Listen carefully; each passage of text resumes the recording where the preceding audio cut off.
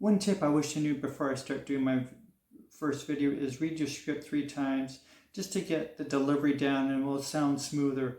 It's hard to do everything in one take, one chunk at once. You'll probably find it easier just to do 30 seconds here, 20 seconds here, and just edit together to make it look smooth. And here's the elements of a good storytelling for a movie. There's the setup at the beginning, there's a conflict in the middle, and a resolution at the end.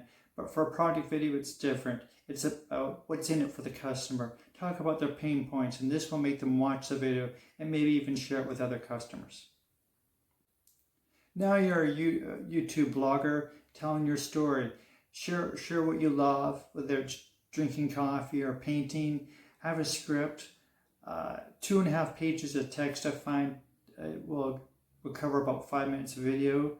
You have the option of doing storyboards if you have a lot of complicated shots or locations. Focus on one topic preferably, and just have fun with it. But a more modern version of this is you don't want people to click away. You want to hook people right away to watch your videos. So you don't want to have a 2-minute intro and people may just leave. You want to hook people right away. You want to bring out the meat and potatoes. Another old school idea I thought I'd mention, YouTube channel trailers is an intro that goes at the beginning of your video. Most TV shows you watch will have a little intro.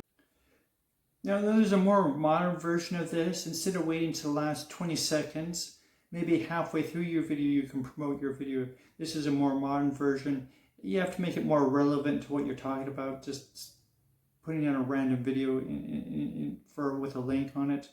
Instead of waiting to the last 20 seconds to promote your Instagram, you may just put a small logo in the corner of your video on the whole time. It's not hard to do.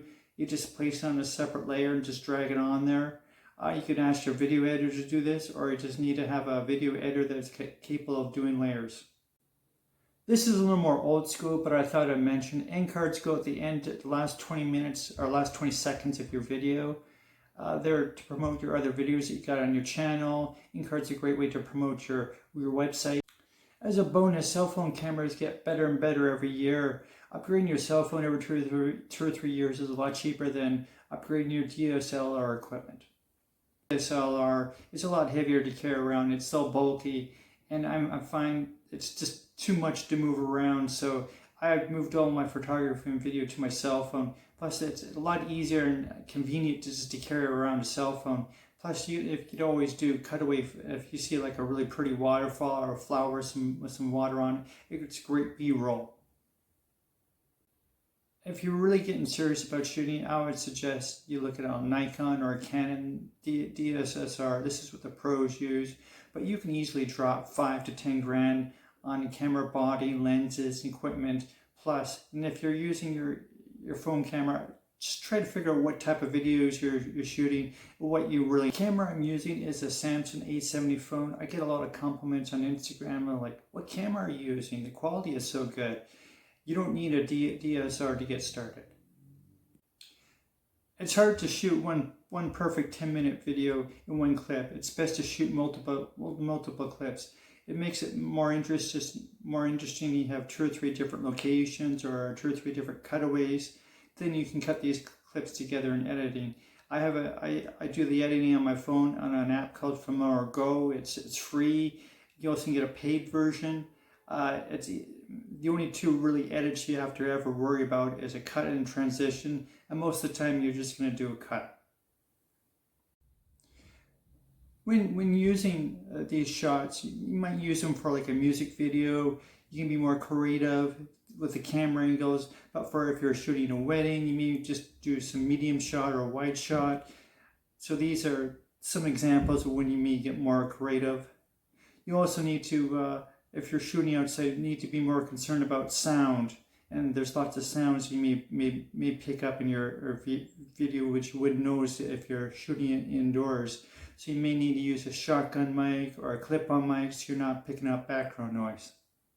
When you're outside, you can start with an establishing shot or a wide shot, then move to a medium shot. 80% of the shots you do will probably be a medium shot. Now and then you'll probably do a close-up just to capture some emotion on people's face.